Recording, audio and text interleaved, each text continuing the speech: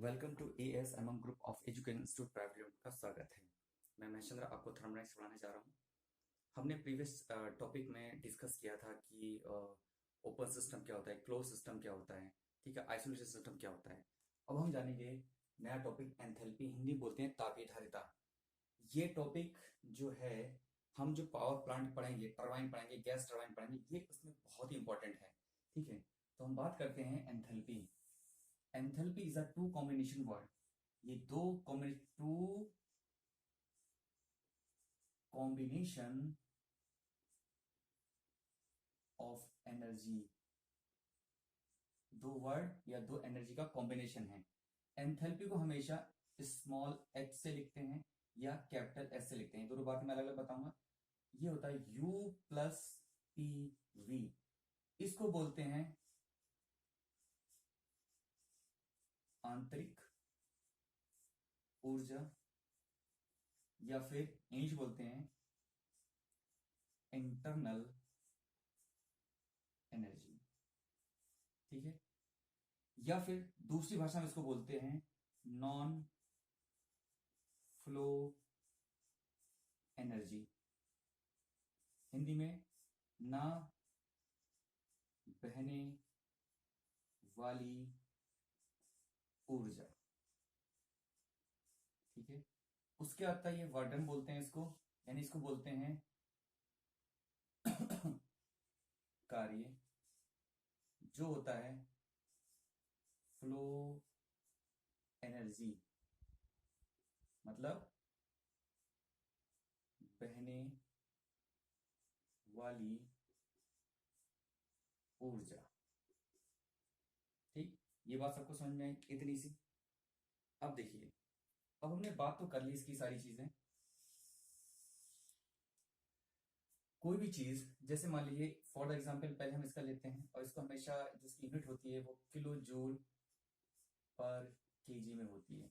Notes proper बनाएंगे, ठीक है, ये आपको बहुत यूजफुल है। जो अगर आपको ये चीज नहीं आएगी तो आप पावर प्लांट में जो टरबाइन है, गैस टरबाइन है, स्टीम टरबाइन है, उसमें इसका इस्तेमाल बहुत ज्यादा है, नहीं तो नहीं कर पाओगे अगर आपको ये बात नहीं समझ में आई तो। ठीक है, बात करते हैं यू, नॉन फ्लो एनर्जी की। नॉन फ्लो एनर्जी मतलब मेरे पास कोई भी एक कुकर है, ठीक है, मैंने उसमें क्या भर रखा है, वाटर फिल कर रखा है। अब इसको मैं गैस पर रखूंगा, मतलब नीचे से मैं बर्नर जलाऊंगा, गैस रखूंगा, इसको आग लगा दूंगा इसमें, या कह सकते हो आप इसको मैं एनर्जी सप्लाई करूंगा। एनर्जी सप्लाई करूंगा। जैसे मैं एनर्जी सप्लाई करूंगा तो ये मेरा जो वाटर है वो क्या होगा, बॉईल करने लगेगा। मेरा वाटर क्या होगा, बॉईल करेगा। बॉईल करने के बाद ये क्या बदलेगा, ये स्टीम में बदलना शुरू होगा। ठीक है, जैसे ही मेरा वाटर स्टीम में बदलेगा, स्टीम क्या लगाएगी, इनकी दीवारों पर बल लगाएगी, मतलब प्रेशर अप्लाई करेगी दीवारों पर। लेकिन दीवारें कैसी हैं, बंद हैं। जैसे आपका कुकर है, खाना बनाते समय आप क्या करते हो, उसको बंद कर देते हो, तो मेरी दीवारें कैसी हैं, बंद है। ये एनर्जी कैसी हो गई, नॉन फ्लो, जो बाहर फ्लो नहीं हो रही है। नॉन फ्लो एनर्जी, इसको बोलेंगे नॉन फ्लो एनर्जी। यहां तक बात किसी को दिक्कत हो तो बोलो। इसका मतलब ये एनर्जी फ्लो नहीं हो रही है बाहर की ओर, मतलब बाउंड्री के अंदर ही है, नॉन फ्लो एनर्जी। अब हम फ्लो करवाना है, चलिए नेक्स्ट बात कर लेते हैं फ्लो एनर्जी की। फ्लो एनर्जी की, फ्लो एनर्जी का मतलब है कि किसी पाइप में, कोई पाइप है, मुझे बरेली से लेके दिल्ली तक कोई लिक्विड या कोई गैस फ्लो करवानी है। ठीक है, कोई लिक्विड या कोई गैस फ्लो करवानी है, तो मुझे कितनी एनर्जी की जरूरत, मैं डाटा की बात नहीं कर रहा हूं कि 10 की 20, मैं सिर्फ बात कर रहा हूं पीवी की। कितनी एनर्जी की जरूरत होगी, मुझे किसी चीज को फ्लो कराने के लिए मुझे पीवी की जरूरत होगी। मतलब लिखेंगे energy need, energy need push the fluid, push the fluid energy need push the fluid and maintain flow and maintain flow. मुझे कितनी एनर्जी की जरूरत है कि मेरा मेंटेन रहे, पीवी की जरूरत है मुझे एनर्जी की, ठीक है। अगर इसको कैपिटल एच में लिखा जाएगा तो H is equal to U plus PV लिखेंगे, लेकिन किलो जूल में आपका आंसर रहेगा, ठीक है। बस इतना सा फर्क है। बताइए किलो जूल पर केजी क्या होता है, जरा पहले इतना नोट करिए। पहले इतना नोट करिए जरा। यहां तक किसी को दिक्कत हो तो बोलो, यहां तक किसी को कोई दिक्कत हो, कोई पॉइंट समझ में ना आया हो तो बोलो। नोट कर लीजिए सब लोग फटाफट।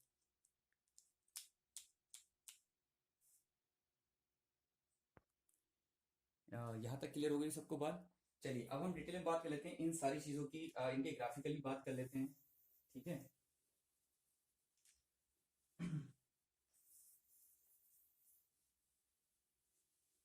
ये चीजें आपकी बुक में नहीं है, थोड़ा मैं इंट्रोडक्शन दे ही देता हूँ सारी चीजों का। कुछ चीजें आपकी बुक में नहीं है, ठीक है। पहला है हमारा, जब वर्ड आएगा फ्लो नॉन फ्लो एनर्जी का, ठीक है। हमने अभी एग्जाम्पल लिया कि एक मेरे कुकर में पानी भरा हुआ था, मैंने उसको गर्म किया, वो टोटल स्टीम में बदल गया है। स्टीम में बदलते ही ये क्या करेगी, स्टीम इसके ऊपर दबाव लगाएगी, ये हम बात कर चुके हैं, ठीक है। दबाव लगाएगी।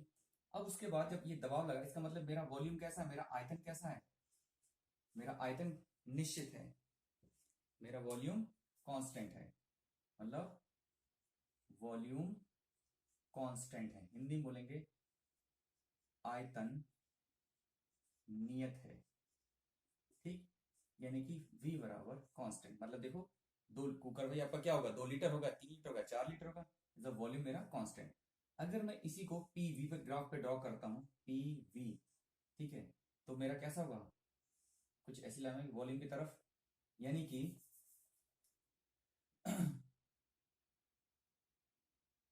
अगर इसकी बात करें, W is equal to P into D, volume मेरा कांस्टेंट है, यानी कि वाटर मेरा कैसा होगा, 0 होगा। अगर मेरा वॉल्यूम कैसा होगा, 0 होगा। आयतन का मतलब क्या हो रहा है कि यहां से मेरा नो मास फ्लो, लेकिन गर्मी तो बाहर जा रही है, मतलब एनर्जी ऑल्सो फ्लो। कौन सा हो गया, क्लोज सिस्टम हो गया, कांस्टेंट वॉल्यूम है भाई, क्लोज सिस्टम हो गया। ये बात क्लियर हुई। दूसरा दूसरा डायग्राम देख लें, पीवीटी में एक डायग्राम और देखते हैं। PV is equal to M R T is the ideal gas equation, ideal gas equation, ठीक है। अब देखिए मैं बोल रहा हूं कि मैं बात कर रहा हूं, ये मेरे पास कांस्टेंट वैल्यू है, क्योंकि अगर आर की बात करें तो आर क्या होता है, 8.314 किलो जूल पर केजी केल्विन, जो कि हमेशा हर जगह कांस्टेंट है। इतनी बात क्लियर हुई, जो कि हर जगह कांस्टेंट रहेगा। इतनी बात जान गए सारी चीजें, कि अगर आर की वैल्यू मैं बात कर रहा हूं 8.314 किलो जूल पर केजी केल्विन, ये हर गैस के लिए मेरी वैल्यू कांस्टेंट है। और एम बराबर 1, हमेशा हम 1 केजी या 1 ग्राम लेंगे, ये आगे बताएंगे क्यों लेते हैं, ठीक है। मेरे पास क्या बचा, P V is equal to T. मैं क्या पढ़ रहा हूं, मेरा वॉल्यूम कैसा है, कांस्टेंट है, क्योंकि इसका आयतन कैसा है, निश्चित है, आयतन थोड़ी ना वाला 2 लीटर 4 लीटर कुछ ना होगा, तो P इज प्रोपोर्शनली T। अगर मैं ग्राफ की बात करूं PV, तो टेम्परेचर का ग्राफ कुछ ऐसा आएगा, पैराबोलिक, यानी मेरा प्रेशर क्या होता है, गर्म, इधर क्या हो जाएगा, हीटिंग हो जाएगा, जब मैं किसी को हीट कर रहा हूं मेरा प्रेशर बढ़ रहा है और वॉल्यूम मेरा कम हो रहा है, ठीक है। इधर करेंगे तो मेरा कूलिंग हो जाएगा, इधर करेंगे तो कूलिंग हो जाएगा, ठीक है। यानी कि W is equal to P into D. अभी हम बात करेंगे, उसके बाद आते हैं फ्लो एनर्जी की तरफ। उसके बाद आ जाते हैं हम फ्लो एनर्जी की तरफ। फ्लो एनर्जी, अब एनर्जी आपकी फ्लो हो रही है, ठीक है। तो हमने देखा फ्लो एनर्जी मुझे क्या रखना है, एनर्जी को मेंटेन रखना है। एनर्जी किस फॉर्म में होगी, प्रेशर के फॉर्म में, मतलब मेरा यहाँ पर प्रेशर कैसा रहेगा, कांस्टेंट रहेगा। तो W इज इक्वल टू, इसके लिए फॉर्मूला डायरेक्टली ध्यान रखिएगा, W is equal to minus का VdP। मतलब अगर मैं बात करूं यहाँ पर नॉन फ्लो में मेरा और वॉल्यूम कैसा रहेगा, कांस्टेंट रहेगा। और यहां पर बात करूं मैं PV में, तो यहां पर कैसा रहेगा, प्रेशर कांस्टेंट रहेगा। इस तरीके के ग्राफ में इतनी बात क्लियर हुई, जरा इतना देखो, ये बात क्लियर हुई। इसमें एक चीज देखिएगा, ध्यान रखिएगा, इसमें अगर मैं वॉल्यूम की बात करूं तो ग्राफ कहां प्लॉट होगा, वॉल्यूम की तरफ प्लॉट होगा। इसमें मैं बात कर रहा हूं वही यहां की बात करें पीवी का MRT, इसकी तरफ PV, अगर मेरा वॉल्यूम टेम्परेचर मेरा प्रेशर कांस्टेंट है तो मेरा ग्राफ कहां प्लॉट होगा, इस तरफ प्लॉट होगा। मतलब पेपरों में आपसे ये नहीं पूछा गया था कि PV के यहाँ पर y और x, इसको P को y और V को x मान के पूछा गया था। इतना जरा नोट करो, ये आपकी बुक में है नहीं वैसे, लेकिन बता दिया जा रहा था ताकि आपको दिक्कत ना हो आगे चल के, ठीक है। यहाँ तक नोट कर लिया होगा, उम्मीद है नोट कर लिया सब लोगों ने। जो लोग वीडियो देख रहे हैं, समझ रहे हैं, अगर आपको ठीक लगता हो तो इसको लोगों को प्रमोट करिए, बताइए, ताकि फ्री ऑफ कॉस्ट चल रहा है। और ये सब की सब सारा टॉपिक बहुत ही इंपॉर्टेंट है आपके डिप्लोमा के लिए, ठीक है। इतनी बात क्लियर हुई सबको, कोई दिक्कत हो तो चलिए अब हम पढ़ते हैं होमोजीनियस एंड हीट्रोजीनियस। छोटे छोटे टॉपिक हैं, इनसे थर्मोडाइनमिक्स जुड़ी हुई है पूरी की पूरी, ठीक है। चलिए अब हम बात करते हैं होमोजीनियस और दूसरा है हीट्रोजीनियस। होमोजीनियस का मतलब होता है वन फेस, ठीक है, एक ही अवस्था में रहे, हिंदी में बोलेंगे एक ही अवस्था में रहे, एक ही अवस्था में रहे, उसको बोलते हैं हम वन होमोजीनियस। और हीट्रोजीनियस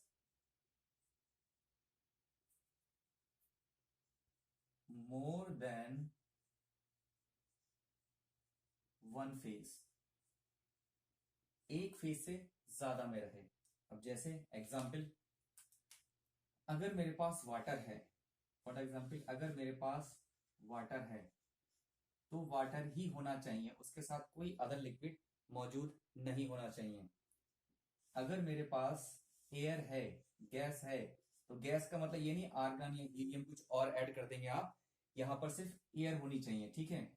अगर मेरे पास स्टीम है तो सिर्फ और सिर्फ स्टीम होनी चाहिए। वन फेज, वन फेज को ही हम बोलते हैं प्योर सब्सटेंस, जिसकी दो प्रॉपर्टी होती है, टू प्रॉपर्टीज। ये इसलिए पूरा डिटेल में नहीं बता रहे हैं क्योंकि ये जो है आपका SSC में पूछा जाता है, लेकिन जब हम पावर प्लांट पढ़ेंगे तो इसकी जरूरत पड़ेगी, इसलिए थोड़ा सा बता दिया। उसके बाद करते हैं हीट्रोजीनियस, मतलब मोर देन वन फेज। जैसे मेरे पास हो सकता है मेरे पास लिक्विड प्लस एयर हो, या हो सकता है मेरे पास स्टीम प्लस वाटर हो, या ये भी हो सकता है कि आइस हो, स्टीम हो और वाटर हो, क्योंकि वाटर तीनों फेज में रह सकता है, ठीक है। इतना नोट करिए जरा, इतना नोट करिए। यहां तक किसी को दिक्कत हो तो बोलिए तो फिर आगे चलें। यहां तक किसी को दिक्कत? यहां तक किसी को दिक्कत? बोलो। चलिए आगे चलते हैं।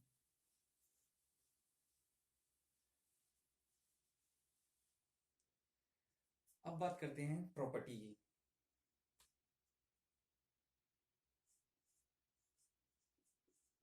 प्रॉपर्टी, ठीक है, या हिंदी में गुण भी कह सकते हो, किसी के गुण है प्रॉपर्टी है, ठीक है। प्रॉपर्टी किससे बना के बोलते हैं? हमारे पास थर्मल में तीन ही प्रॉपर्टी हैं, प्रेशर, वॉल्यूम और टेम्परेचर। ये तीनों प्रॉपर्टी है, तीन के अलावा कोई प्रॉपर्टी हमारे पास मौजूद नहीं है। इन्हीं के मिलाकर हम थर्मोडायनेमिक्स के बारे में जानेंगे कि ये इन तीन चीज का किस पे क्या क्या असर पड़ता है, ठीक है। तो हम बात करते हैं, it is a physical, it is the physical condition describe, ये आपकी describe at that time. It is physical condition describe at that time, मतलब हिंदी में बोलेंगे कि यह आपकी अवस्था को प्रदर्शित करता है, ठीक है। अवस्था को परिवर्तन मतलब जैसे आप सुबह सुबह कॉलेज जाना है, मुझे मतलब मतलब मुझे गवर्नमेंट पॉलिटेक्निक पढ़ने जाना है, तो आप क्या करते हो कि सुबह सुबह आपने कुछ खाना खाया। अब खाना खाया तो इसका मतलब किसी ने आपने 2 रोटियां खाई, किसी ने 4 रोटियां खाई। इसका मतलब क्या है कि आपने वॉल्यूम लिया, 2 रोटियां वॉल्यूम पेट में गई, एनर्जी जनरेट की मतलब टेम्परेचर जनरेट हुआ, तो प्रेशर भी जनरेट होगा, ठीक है। इतनी बात क्लियर हुई। तो इन प्रॉपर्टी का रोल क्या है? अब आपने सुबह खाना खा के चले, वो तरोताजा चले, अब शाम तक घर आते थे आपकी एनर्जी क्या होगी? डाउन हो गई। क्या होगी डाउन? प्रेशर, वॉल्यूम, टेम्परेचर सबका सब डाउन हो गया। तो ये फिजिकल कंडीशन डिस्क्राइब कर रही है आपकी क्या है, मतलब आप स्वस्थ महसूस कर रहे हैं, आप वीक महसूस कर रहे हैं, या आपकी तबीयत ठीक नहीं है, ये कौन डिसाइड करेगा? प्रॉपर्टी डिसाइड करेगी। इसलिए प्रॉपर्टी को बोला गया था, दूसरा नाम है प्रॉपर्टी का point function.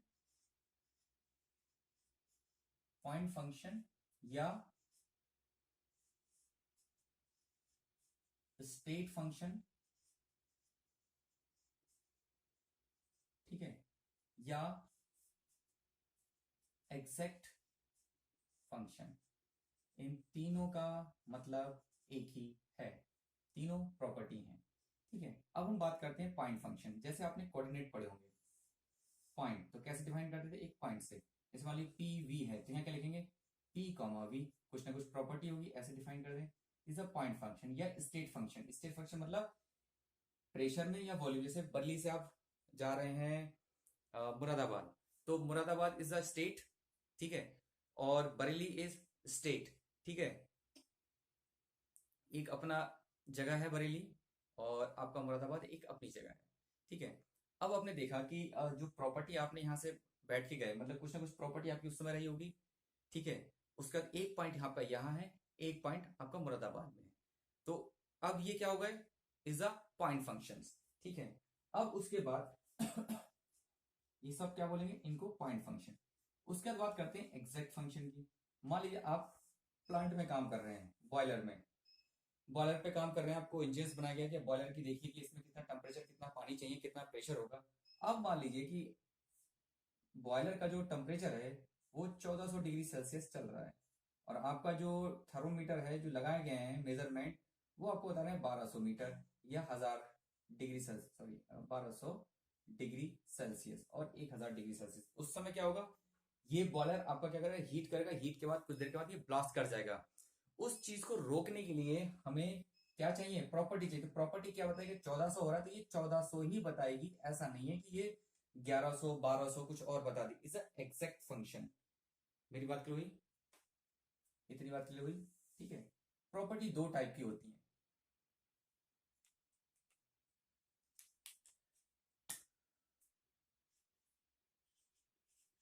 Property are two type. एक होती है पहली होती है इंटेंसिव और दूसरी होती है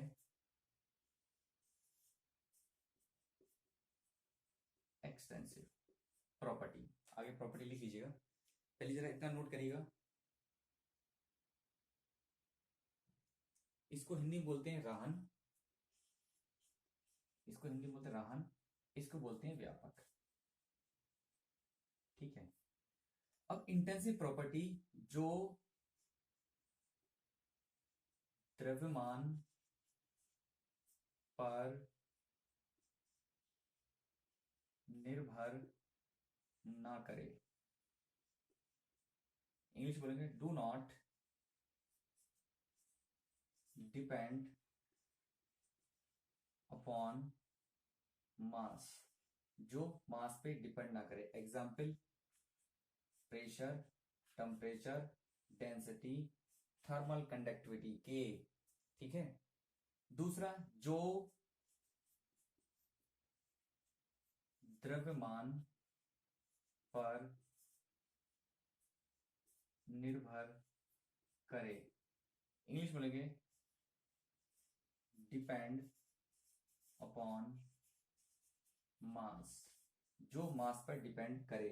एग्जाम्पल जैसे आपकी ऑल एनर्जी होती, जितने भी हैं energy, all energy, all energy, जितनी भी एनर्जी है वो किस पे डिपेंड करेंगी? एक्सटेंसिव प्रॉपर्टी पे डिपेंड करेंगे, यानी मास पे डिपेंड करेंगे। जैसे हाफ mv², देखिए मास आ रहा है mgh, पोटेंशियल एनर्जी mgh, मास आ रहा है। E बराबर mc², मास आ रहा है। जितनी भी एनर्जी है बगैर एनर्जी के या बगैर मास के एनर्जी नहीं हो सकती। ठीक है। दूसरा एग्जांपल वॉल्यूम, ठीक है, हिंदी बोलते हैं आयतन। ठीक है। तो ये सारी चीजें आपकी डिप्लोमा में चल रही हैं, एक बार इनको देखिएगा। कोई किसी को डाउट है तो पूछिए। इतना जरा नोट करिएगा, इतना जरा नोट करिए। ये ज्यादा डिटेल नहीं दे रहे हैं क्योंकि आपकी डिप्लोमा में ज्यादा डिटेल है नहीं, ये सब एसएससी में डिटेल है। तो थोड़ा थोड़ा जान लेते हैं, क्योंकि इनके बगैर हमारी ना तो आगे थर्मल चलेगी और ना ही हम एडवांस लेवल पर पहुंच पाएंगे। तो बेसिक हमें जानना जरूरी है। इतना नोट करिए फटाफट। चलिए, उम्मीद करते हैं इतना नोट कर लिया होगा। ठीक है, आगे चलते हैं। किसी को कोई दिक्कत हो तो बोलिए, और अपने दोस्तों को भी शेयर करिए। ठीक है, क्योंकि ये सब की सब फ्री ऑफ कॉस्ट है। संडे टू संडे जब ये कुछ टॉपिक खत्म हो जाएंगे तो Sunday to Sunday doubt class लेगी on YouTube.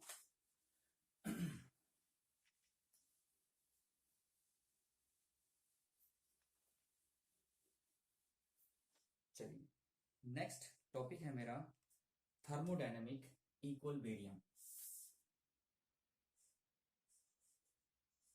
Thermodynamic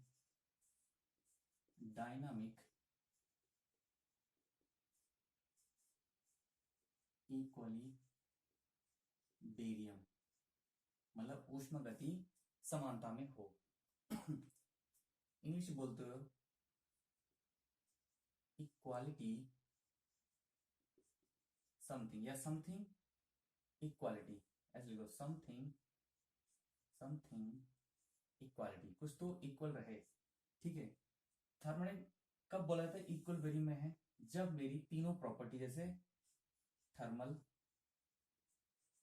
comma mechanical, comma chemical energy, तीनों इक्विलिब्रियम कंडीशन में रहें।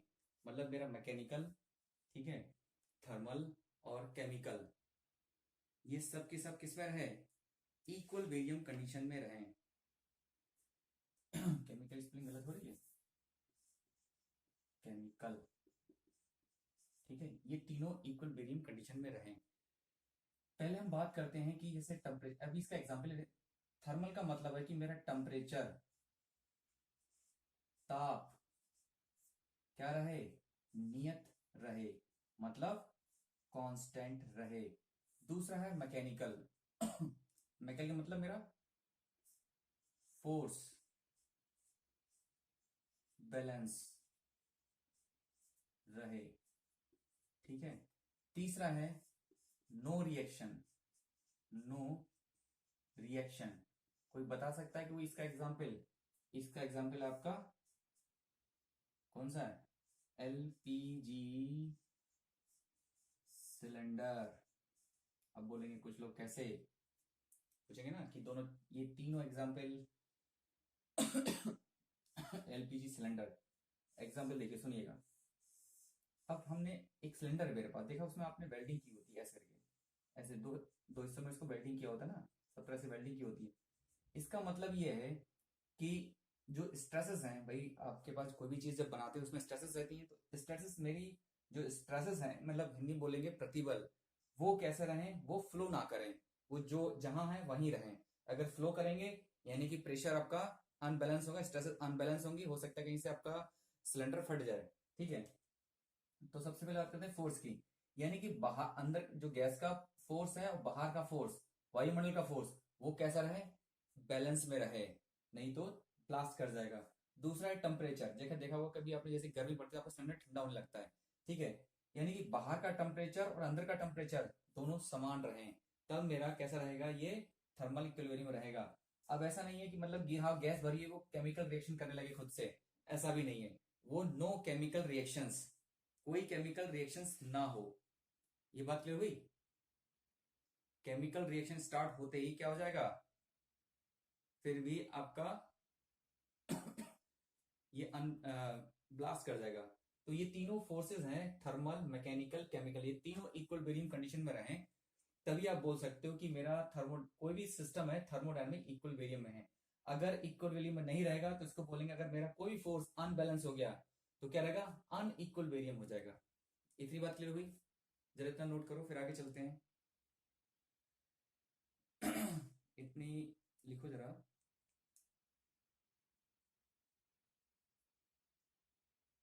हो गया? नोट कर लिया? चलिए, हैंडल ये प्रोसेस।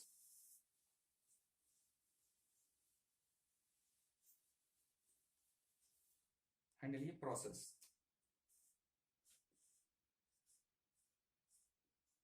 प्रोसेस हिंदी में भी प्रोसेस ही बोलते हैं।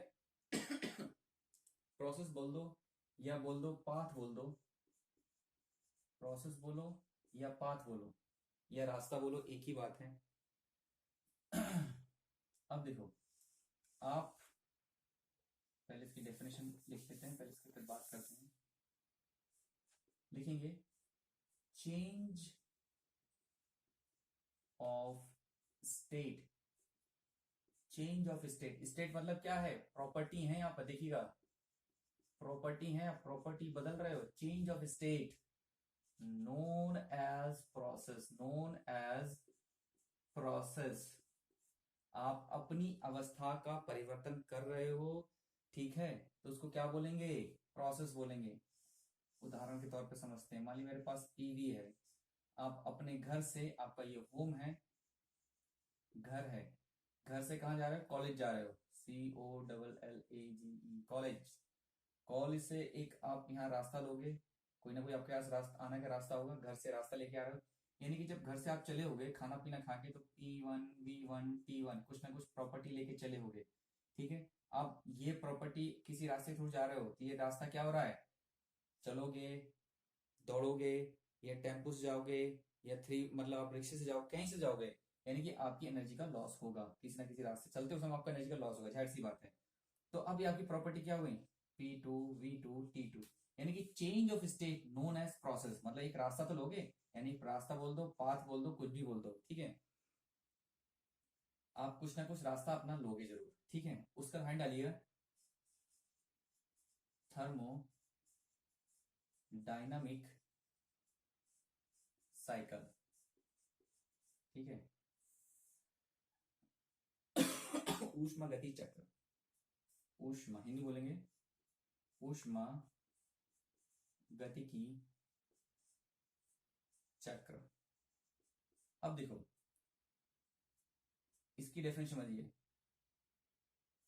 Initial and final state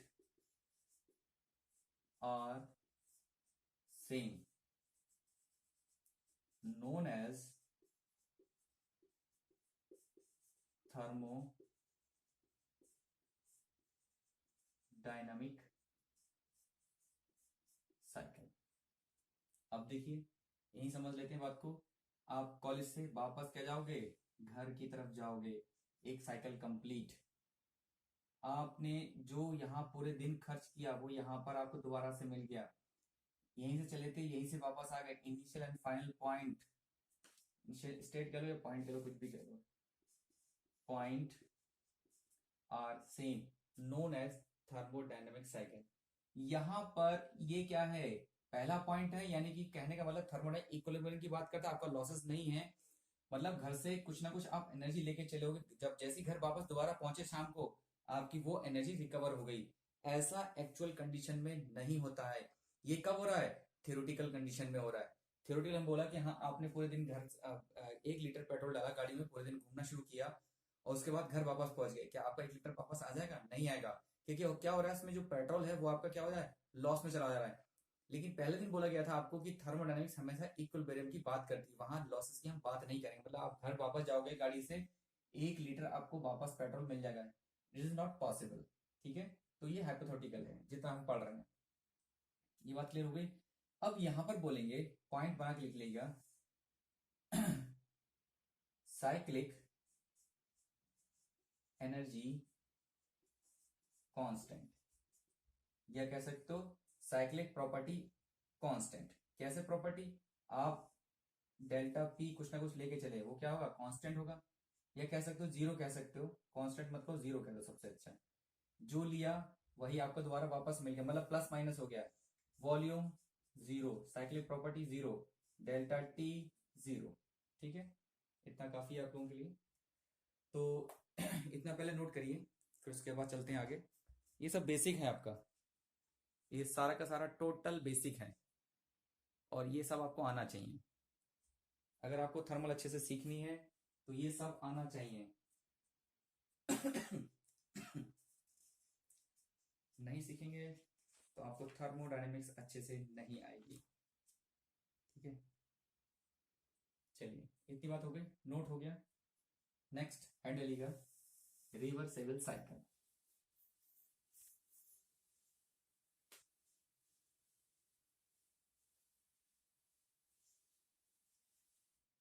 next head लीजिएगा,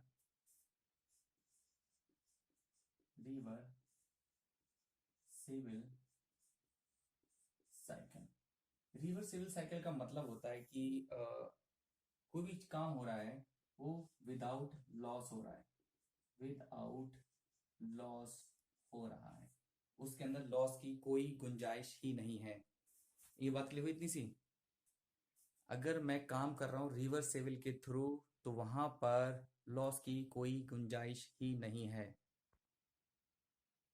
इतनी बात क्लियर हुई।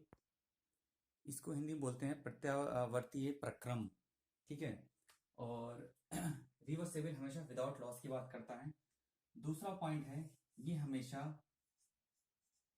रिवर्स डायरेक्शन में चलता है। ठीक है, इसको लिख लीजिएगा, इसकी डेफिनेशन यहां पर, इट इज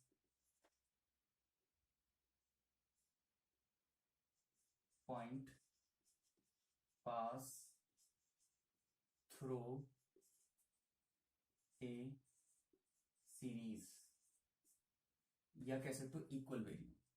जब रिवर्सिबल की बात आएगी तो ये बात भी बोली जाएगी, इक्वली वेरियम। ठीक है, हमने बात की जैसे मान ली पीवी डायग्राम है और आपने कोई सिस्टम यहां से यहां लेकर गए, 1 से 2 लेके जा रहे हो। ठीक है, उसके बाद ये सिस्टम वापस उल्टी डायरेक्शन में रिवर्स होगा। जैसे मान लीजिए फॉर द एग्जांपल कि अभी कभी कभी आपकी मोबाइल की बैटरी डाउन हो जाती है, तो आप क्या करते हो, मोबाइल के थोड़ी सी बैटरी निकाली या स्विच ऑफ किया, उसका थोड़ा सा ऑन कर दिया, तो क्या होता है, थोड़ा सा रिकवर हो जाता है। इज अ रिवर्सेबल प्रोसेस, पूरी तरीके से नहीं होता लेकिन हम थोड़ा मान लेते हैं कि रिवर्सेबल हो जाता है। जैसे दूसरा एग्जांपल आप ले सकते हो स्प्रिंग का। स्प्रिंग, स्प्रिंग में इतनी जल्दी चेंज है, कई सालों के बाद चेंजेस आना शुरू होते हैं, ऐसे नहीं तो रिवर्सेबल में कंडीशन में स्प्रिंग आता है। ठीक है, दूसरा पॉइंट है इसका, रिवर्सिबल का दूसरा नाम है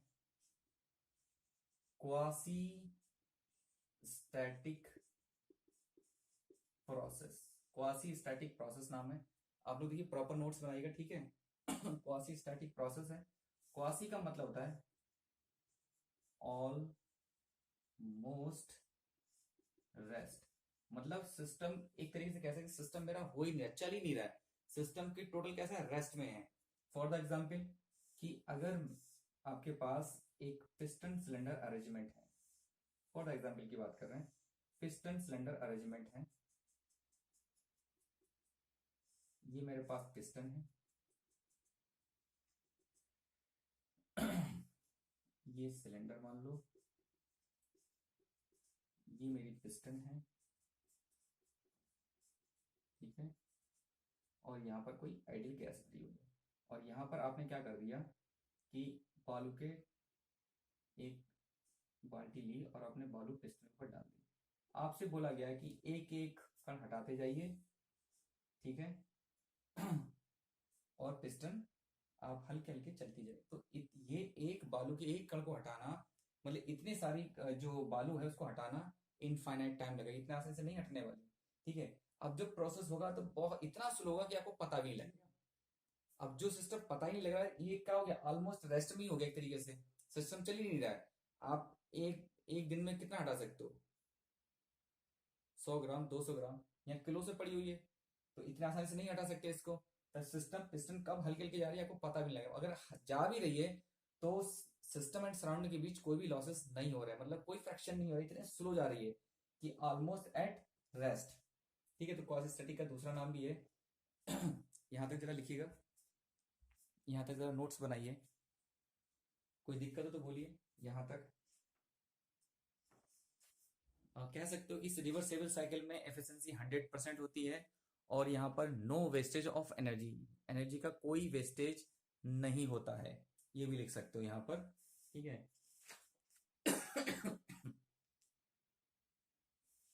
एक तरीके से ये भी कह सकते हो कि ये कोई नो रियल प्रोसेस है, ये ट्रूली रिवर्सेबल प्रोसेस है, मतलब वास्तव में नहीं होता है, ठीक है। इतना नोट कर लिया होगा। अब बात करते हैं इरिवर्सेबल प्रोसेस की। अभी एक तरीके से आपकी थर्मल स्टार्ट भी नहीं हो रही है, लगभग 4-5 ऐसे लेसन वीडियोस शूट होंगे तब जाके आपकी थर्मल स्टार्ट होगी, बेसिक है, थोड़ा जानिए शब्द होते क्या है। दूसरा है इरिवर्सिबल। इरिवर्सिबल का मतलब हो गया loss of energy, loss of energy, ठीक है। एनर्जी में किसका लॉस होगा, हीट का लॉस होगा। जैसे आपने एग्जाम्पल देखा होगा कि बर्फ के गोले तो सभी ने खाए होंगे, ठीक है।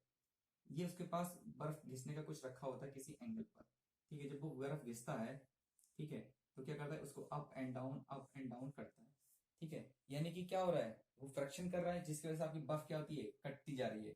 तो कौन सा प्रोसेस हो गया, रिवर्सेबल प्रोसेस।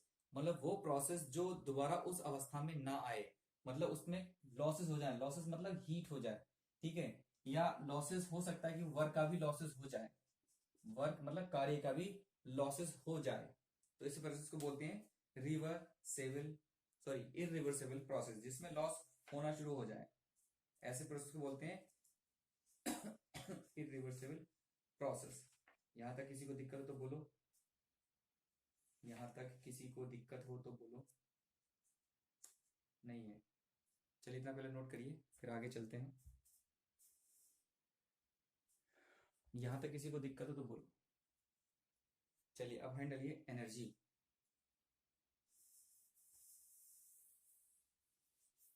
हैंड डालिए energy.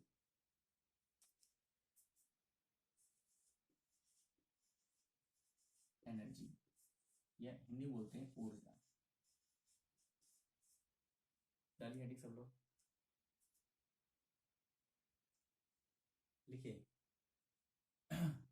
It is the capacity, it is the capacity of energy transmit the work done. ये कैसी एनर्जी है? एक सदिश है कि अदिश है? अदिश राशि है, मतलब एक स्केलर क्वांटिटी है, स्केलर क्वांटिटी है। ठीक है। It is the capacity of energy transcend the work done. ठीक है। या वर्क डन की जगह कह सकते हो फोर्स थ्रू द डिस्टेंस। ठीक है। अब एनर्जी आपने कभी किसी ने देखी energy? Energy can not be seen. Energy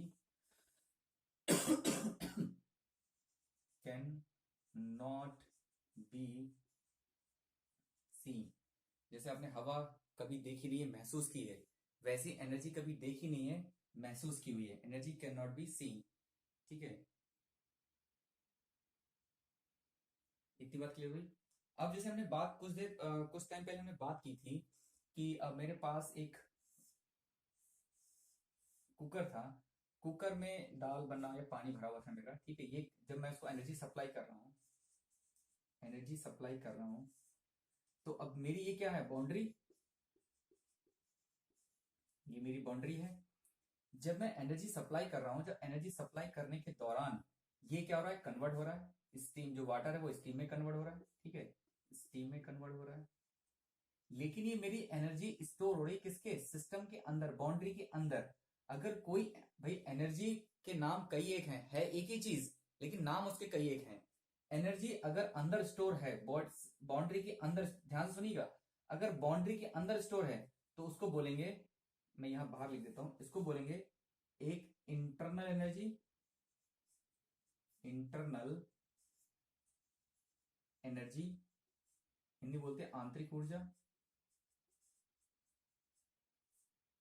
ऊर्जा, या फिर बोलेंगे काइनेटिक एनर्जी, या बोलेंगे पोटेंशियल एनर्जी। एनर्जी एक ही है। ठीक है। क्योंकि हम यहां एनर्जी सप्लाई कर रहे हैं, तो जो फॉर्म अंदर स्टोर हो गई बाउंड्री के अंदर, वो क्या कहलाएगी? इंटरनल एनर्जी कहलाएगी। अगर ये एनर्जी बाउंड्री के बाहर जाती है तो उसको क्या बोलेंगे? या तो हीट बोलेंगे, मतलब हिंदी में बोलेंगे ऊष्मा, या फिर बोलेंगे वर्क डन, कार्य। ठीक है। अगर बाउंड्री के अंदर है तो उसको बोलेंगे इंटरनल एनर्जी, या फिर काइनेटिक एनर्जी, या पोटेंशियल एनर्जी। अगर वही एनर्जी अक्रॉस द बाउंड्री जाएगी तो उसको क्या बोलेंगे? वर्डन बोलेंगे या हीट बोलेंगे। देखो, है एनर्जी है, एनर्जी के कई एक नाम बदल गए। इतनी बात क्लियर हुई? यहां तक देखो, कोई दिक्कत हो किसी को? कुछ नहीं हो रहा है। जब मैं एनर्जी सप्लाई कर रहा हूं तो एनर्जी स्टोर हो रही है, लेकिन बाउंड्री के अंदर। अगर बाउंड्री के बाहर जा रही है तो यह हीट के फॉर्म में बाहर जा रही है, या वर्क के फॉर्म में बाहर जा रही है। इतनी बात क्लियर हुई? चलिए आज के लिए इतना रखते हैं, काफी है। नेक्स्ट चैनल फिर मुलाकात होगी। अगर ये सब ठीक लगता हो तो दोस्तों को प्रमोट करिए और ये बताइए, ताकि यहाँ पर आपको चीजें बेहतर से मिल सकें। ठीक है। और चैनल को सब्सक्राइब करिए और लाइक करना ना भूलें, और कमेंट करना ना भूलें, क्योंकि हमें पता नहीं कि हम चीजें सही कर रहे हैं। अगर आपको कोई दिक्कत लगती है तो हम पे आप सजेशन भी दे सकते हैं। चलिए, welcome to AS group. Next topic में आपकी मुलाकात होती है।